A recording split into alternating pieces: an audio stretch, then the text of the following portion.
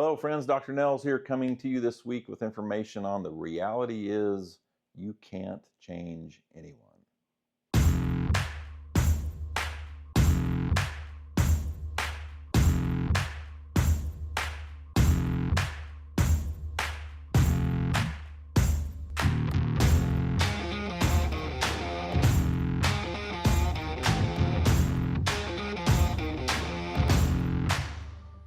Hello, friends. Dr. Nels here, coming to you this week with more information on life, leadership, business, and family, helping build your values and principles so that you can be the best version of you. And as I said in the intro, we're talking this week about the reality is you can't change anyone.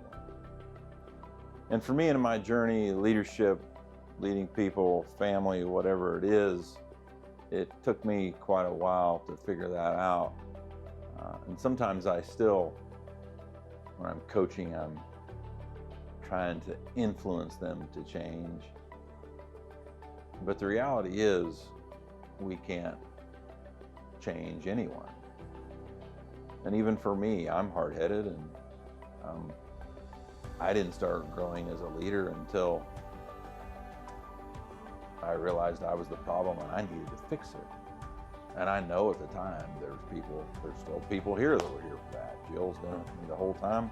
There's people that aren't here from back in 2007 that probably wanted to tell me, you need to change. Didn't have the courage to do it, and that's okay. But until I realized I was the problem, I wasn't going to change. And we talked a few episodes ago about pain, and I like to talk about this because it's so true. Pain is the only thing that moves us. And as Nash says, when the pain of your current reality is greater than the pain of where you need to go to, you're not going to change. You're not going to go there until your pain is high enough. Now, everybody's threshold is a different level for pain, but I'd say most of us, if it's something big we need to change, the pain's going to get pretty high. Let's take, for example, addicts, drug addicts, alcoholics. Some of those folks will literally destroy their entire family. They'll destroy their entire life because the pain never gets high enough for them to change their current reality of addiction. Gambling, which is probably the fastest growing addiction today, maybe outside of porn. Pain has to get pretty high for people to change. In marriages, some people never change and they get divorced. Some people achieve a level of pain they're willing to change for their marriage to save it. There's all sorts of different levels of pain. And you can coach, counsel, teach, preach, care for, love, pray with people you're trying to change all you want. But until the pain gets high enough, they're not going to change. We've talked about narcissists. Narcissists inflict a lot of pain. Narcissists, though, more importantly, build alliances with people and get them in their web.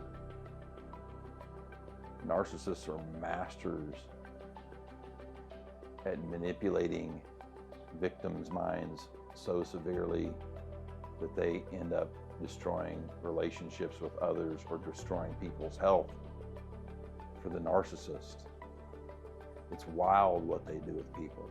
I'm in another scenario right now involved with another narcissist involved, and they formed an alliance, and people involved too clouded, too jaded to see through the fog, and pain's likely going to get high at some point. I hope it doesn't go too high, but if you're helping someone, I'm not telling you to stop helping them. You can coach, counsel, teach, preach, care for, love, pray with all you want, but people have to take accountability for their actions. And until they're willing to do that, you're not going to get them to change. And so sometimes we have to put boundaries in place with these people that lets them feel the pain. As I've learned from Dr. Henry Cloud, who wrote the book on boundaries, sometimes as parents or coaches, whatever, we have to give our kids back their problem so they can experience the pain to make a change. And so that would be my advice for you today is we don't stop praying for them. We don't stop loving on them. We don't stop caring for them. We don't stop being there for them. But sometimes our actions give a drunken drink. Sometimes our actions enable people. Sometimes our love loves someone literally to their death. And sometimes when you put up the boundary, you experience deep pain. But face the reality of the fact that you can't change them. They have to take responsibility. They have to have a shift in their heart and soul and mind, put all three together to want to make the change for themselves. They have to want it more than you. And if you're watching this, and as Cale probably knows, we've watched people, we've done it ourselves. We wanted the change more than they wanted it. And until they want it, we're not going to make the change for them. And so this is a hard subject, and it may be even depressing for you. But if you're facing this scenario, rest assured in your convictions and your laurels that sometimes you're going to experience some pain yourself when you put appropriate boundaries in place so that these people can then take their problems back instead of you taking their problems on. They can take their problems back and they get to handle them and experience some pain, hopefully to levels that they will want to change bad enough. You have something else? Well, I think just for the person who wants them to change, the big solace in the fact that you're not going to, right? That there's nothing wrong with you wanting to change them, but you're not the fixer. Yeah. And as much as you want to solve the problem, to fix the problem, like one, it's not up to you, and two, like you're not doing anything wrong in trying to fix them, but don't be hard on yourself because the solution's not within you. Yeah. Like, you know what I mean? Yeah. The solution isn't within you. It's really easy to beat yourself up because you're not able to change that person. Yeah. But just having that reality that, okay, I can be there for them, I can walk alongside them. Yeah. But ultimately, I'm not the person to be able to fix them. No. Yeah. And to put a business twist on it, it's how we coach and work here and other places I'm involved in. You may have employees or team members that aren't behaving appropriately, that aren't carrying out their role and their duties and their expectations to what they need to be doing. And you have to get really clear with them on what we need them to do or they can't be here. It's that simple.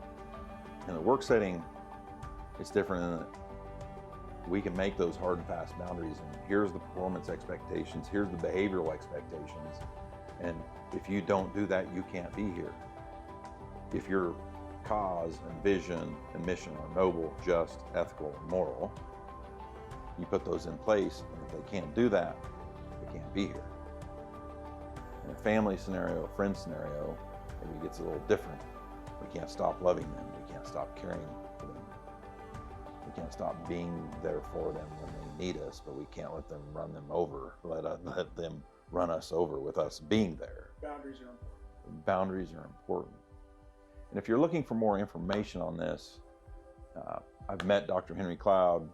My wife's met him, Dr. Ty, his wife's met him. He's a fantastic human being. I've talked to him probably 3 different times. If you're looking for one of the best authors, one of the biggest world leaders in this space, look him up. Dr. Henry Cloud wrote the book Boundaries. He's wrote some other editions, Boundaries for Pets, Boundaries for Families, Boundaries in Business.